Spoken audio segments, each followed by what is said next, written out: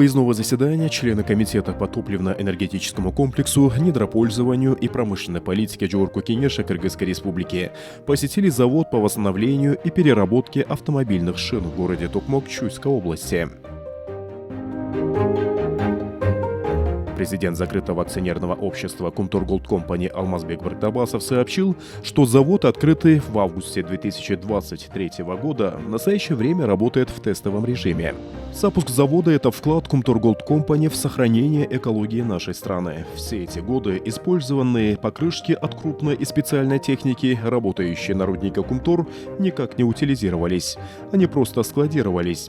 Теперь у нас появилась возможность перерабатывать непригодные к дальнейшему использованию шины, изготавливая из них продукцию, востребованную на рынке, подчеркнул он.